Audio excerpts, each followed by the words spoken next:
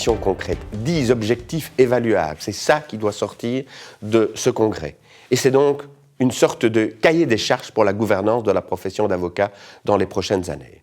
Ces 10 propositions, il faut que l'Assemblée générale, le conseil d'administration, le président d'avocat.be, les prennent en main dès le 1er juin, dès l'année judiciaire prochaine, pour essayer de les faire progresser. Nous aurons 10 objectifs, il faut que nous mettions tout en œuvre pour les atteindre avant 2025 au plus tard, et il faut que l'on puisse voir cette progression.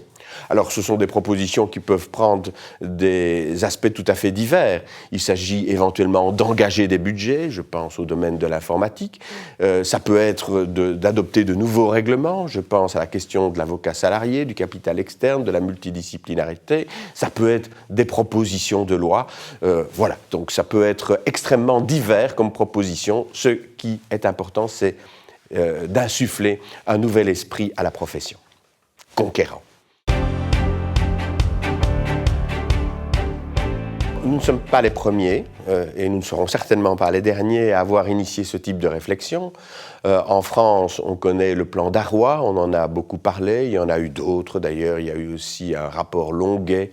On a des rapports du même type en Angleterre, bien sûr, en Allemagne, en Autriche, aux Pays-Bas, dans différents pays européens, la réflexion est également en cours. Elle croise d'ailleurs un certain nombre des réflexions que nous faisons aujourd'hui. Les Anglais sont plus loin dans la réforme de la profession d'avocat, mais peut-être pas dans le sens que nous escomptons. Nous craignons un certain nombre d'évolutions que l'on constate aujourd'hui en Angleterre. Françoise Lefebvre vient de nous en donner l'exemple, de chaînes de grands magasins qui ont une échoppe service juridique, non pas entre le rayon légumes et le rayon fromage, mais entre le rayon agence de voyage et le rayon parapharmacie.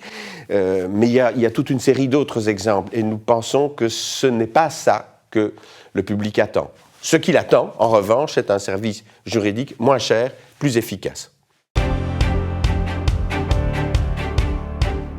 Nous venons de connaître un tournant. Ce tournant, c'est l'arrivée de M.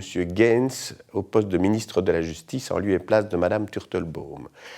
C'est un truisme de dire qu'avec Mme Turtelbaum, la collaboration ne s'est pas toujours bien passée. Avec M. Gaines, jusqu'ici en tout cas, c'est tout à fait différent.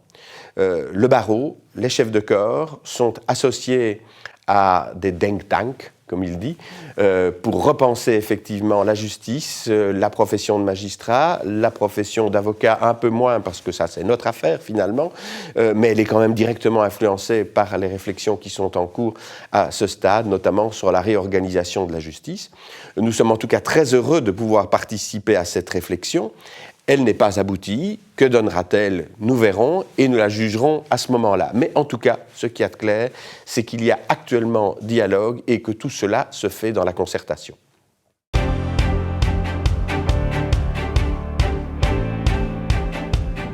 Derrière cette expression avocat augmenté, ce que nous avons voulu mettre, c'est 2 technologies. La première technologie, c'est le big data. Le big data, c'est le traitement du flux d'informations. De nos jours, énormément de données sont générées, particulièrement ici les données juridiques. Toutes les décisions belges pourraient être analysées.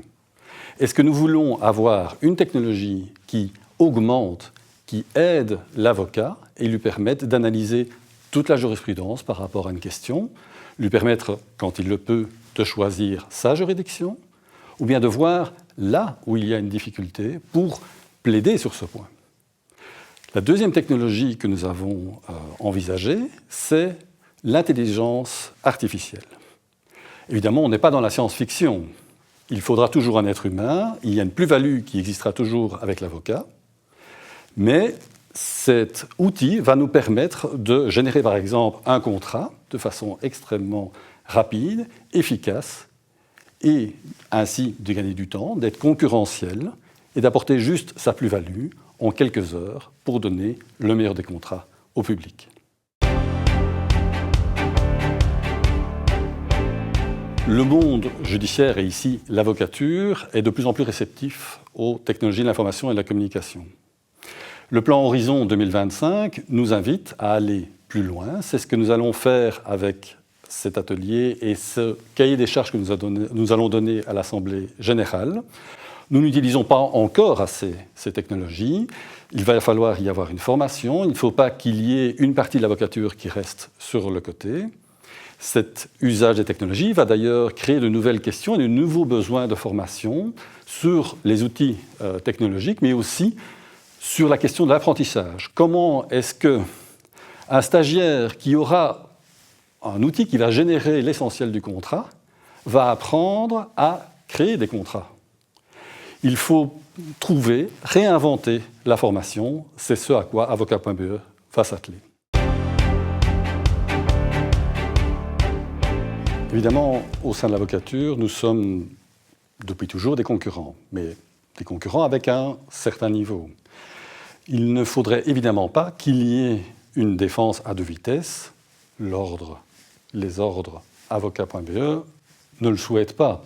Il y aura une formation minimale pour que tout le monde puisse utiliser ces technologies au bénéfice du justiciable. Bien sûr, il y a des avocats qui sont plus performants sur certaines choses et certains sur d'autres. Il y a des avocats qui plaident nettement mieux que moi, mais chez d'autres, ça tout sans doute au bénéfice de mes clients. Il n'y aura pas une justice à deux vitesses, il y aura des degrés variables, mais l'ensemble des avocats d'avocat.be maîtriseront ces technologies.